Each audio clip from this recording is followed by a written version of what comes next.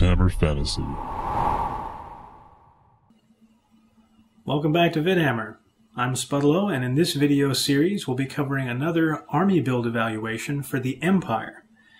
In this 3-video series I'll be recounting my progress in the August tournament that was held at Darkside Comics in Sarasota.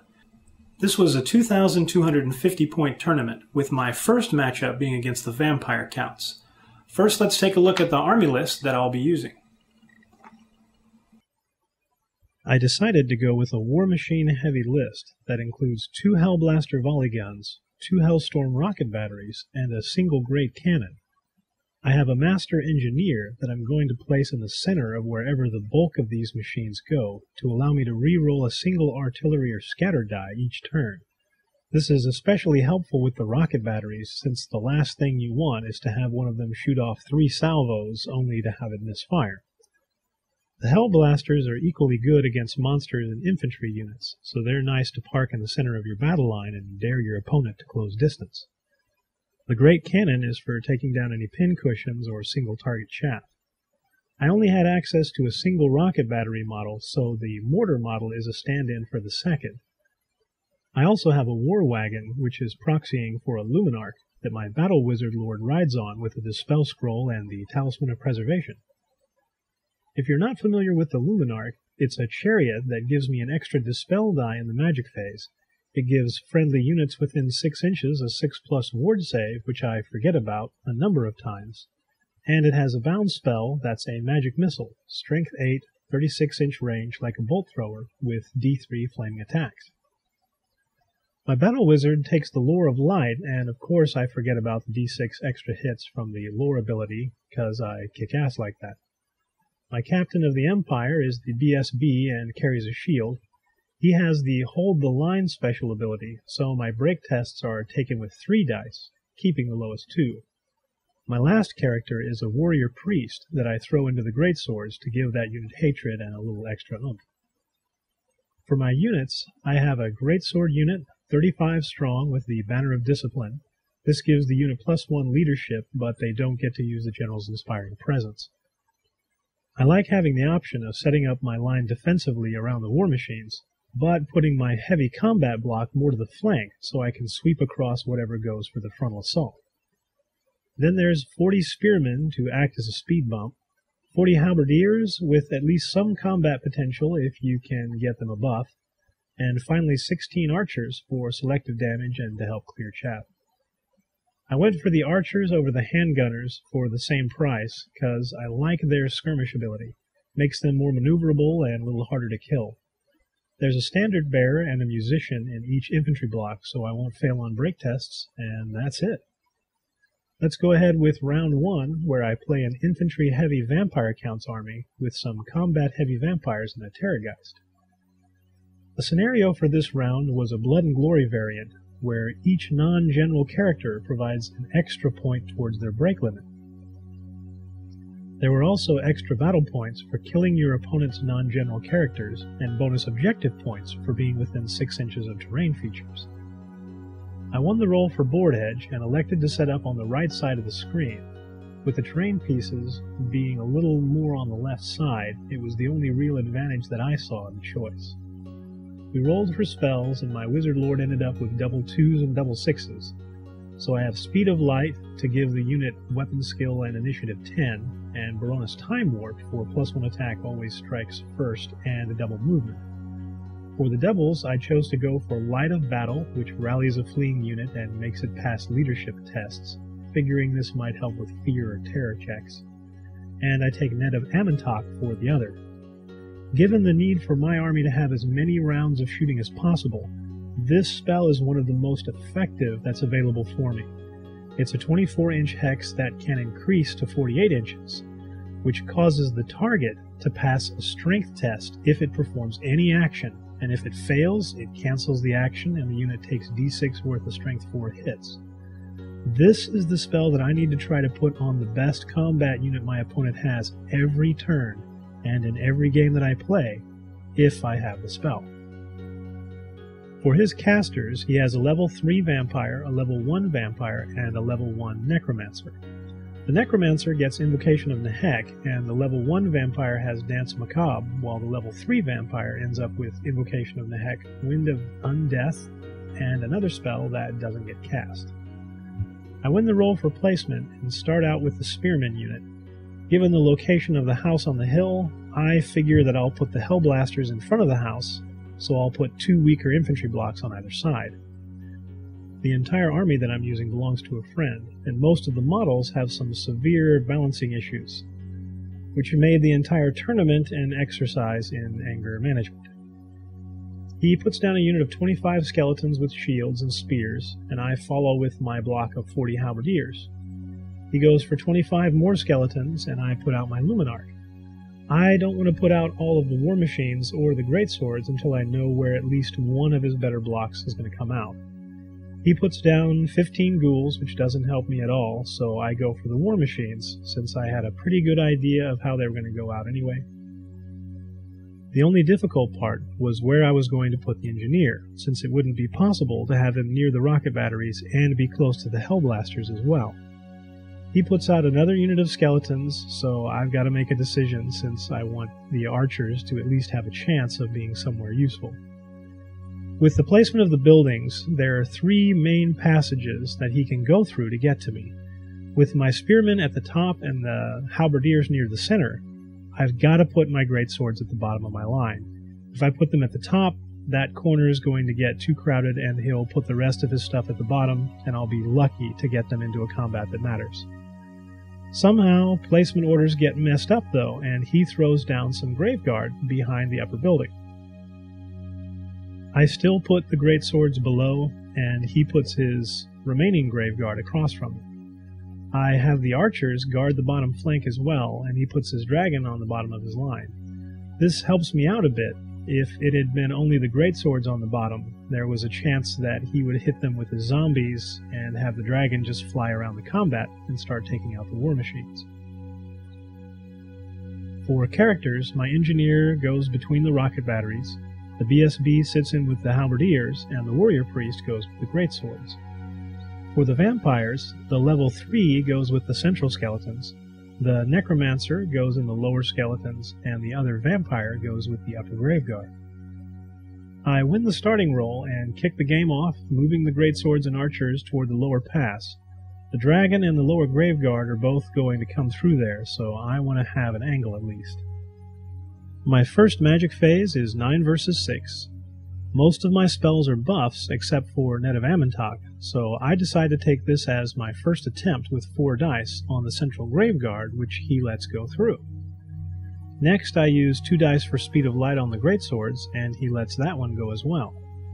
I have 3 dice left, and I contemplate casting Baroness Time Warp, but I know there isn't going to be any combat till my next turn at the earliest, so why risk a possible backlash for a spell that wouldn't give me any benefit? So I just end the magic phase and discard the last 3. In shooting, I fire the cannon at the dragon, of course, and hit for 3 wounds. Next I go for the rocket batteries, shooting for the central skeletons that hide the vampire general. I get several volleys from each, but some of them drift off, with 9 dying in the end. The Hellblasters fire at them as well, and are able to clear out the remaining rank-and-file models from that unit, but I don't realize till the following turn that I didn't roll to hit for my shots, only to wound. So in the next round I bypass my shots entirely to try and make up for it. Statistically, there would have been a few of them left, but not many. The archers finish off the turn taking out a single zombie, since only 5 of them could make the range. On the vampire's turn, he parks the dragon behind the house to avoid another cannon shot. Then the graveguard units move up and the central skeletons head into the building. Magic is 6 versus 5 after an extra die from the Luminarch. He uses 4 dice for Wind of Undeath as his first spell. He got a high cast value on this, and I didn't want to use my Dispel Scroll. Also, if it ended up in the way, it would probably help me out some.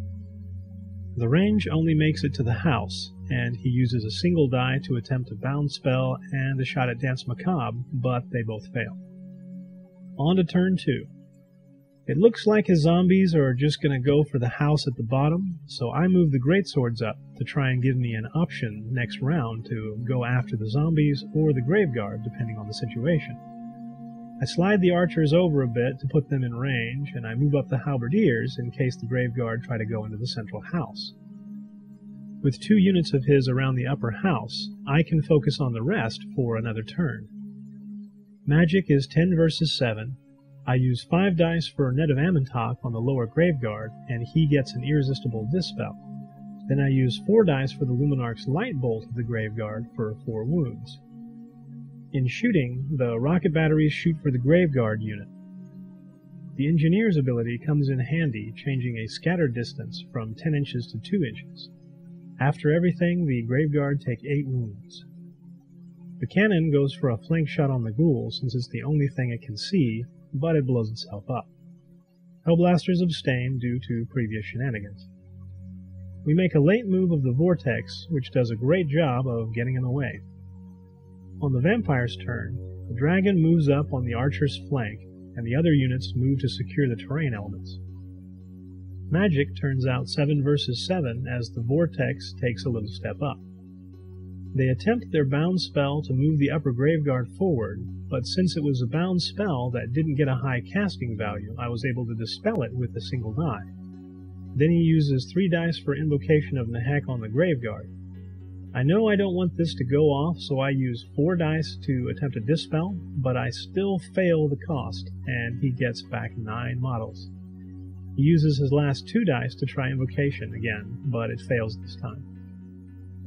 In shooting, the dragon screams into the archers. For this attack, he rolls 2d6 and adds his wounds, getting a total of 14. Casualties I take is the difference from my leadership, which is a 7. So they lose 7 models and fail their panic check, running 7 inches. We move into the third turn. I think about it for a while, but decide to charge the skeletons even though it means moving through the vortex. I'm thinking I can take this unit out and move past it to secure the far left house for an extra objective point. The archers manage to rally, and I move the halberdiers up some more. Magic is 7 versus 4, and the vortex slides over and takes out 7 greatswords. I'm not worried about the greatsword's combat, so I use 3 dice to cast the Luminarch's Light Bolt on the graveguard again, which he dispels. I use the remaining 4 for Net of Amantok on the graveyard. In shooting, the rocket batteries shoot for the graveguard and actually take out a halberdier along with 2 graveyard. Then the Hellblasters chime in, taking out 8 more.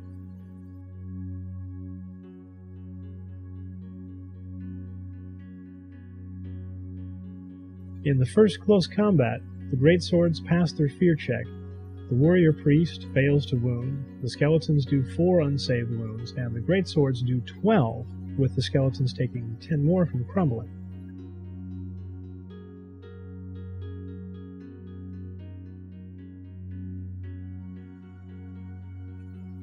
On the vampire's turn, the dragon charges the archers, who stand and shoot but miss. The zombies and central graveguard move into the buildings, and the upper graveguard move towards the spearmen. Magic is 7 versus 5. He uses 1 die for the bound spell on the upper graveguard, which I dispel with 1 die. He uses 2 dice for Dance Macabre, but it fails, and a final attempt at Invocation of Nehek with 4 dice, which I dispel with my remaining dice. I thought about using the Dispel Scroll, but the casting value was low, and I wanted to keep the scroll in case we played one more turn. In shooting, the dragon fries several more guys, and in combat it cuts down whatever is remaining, and overruns, but doesn't make contact with the Hellblasters. This ends up being a pivotal moment, because he needed 11 to make contact. Didn't make it. That allows me to actually shoot the dragon, which in the end is what actually gets the victory. The greatswords don't take any wounds, as the skeletons wish they were still dead. I decide to reform the greatswords and use them to assault the house. I figure they have a much better chance of taking out those graveguard than the halberdiers, and I thought I needed those points for the victory. On the 4th turn, I have the greatswords charge the central house, and I move the spearmen out so they're in the way of the upper graveguard. For speed purposes, I bypass the magic phase and jump into shooting, where the Hellblasters kill off the dragon. Shooting the rocket batteries is irrelevant, so I jump into combat. I aim all my attacks at his rank and file, but still only manage to kill off 2 Graveguard, and I take 3 wounds in return. With my hatred, I was expecting to do a lot more than that, and hopefully kill off some more in combat resolution, but it didn't happen. Even if I'd done better than average, I wasn't going to wipe out the unit, and with no combat happening on his turn, I would have been better off moving the greatswords toward the left house. Lesson learned. On his turn, he charged the spearmen with his upper graveguard, and he did some damage, but the spearmen stayed steadfast and passed their break test to end the game. After the point totals, I ended up with the victory thanks to the Hellblasters taking out the dragon. But I had an enjoyable game, and hopefully will remember a few things about assaulting structures. Thanks for watching this battle report. You can check out the second video here, and be sure and check back for more videos each week. Do us a favor and subscribe, like the video if you want to see more, and as always, send us a comment if you have any tactics or matchups you'd like to see. Till next time from the Vidhammer crew, keep fighting.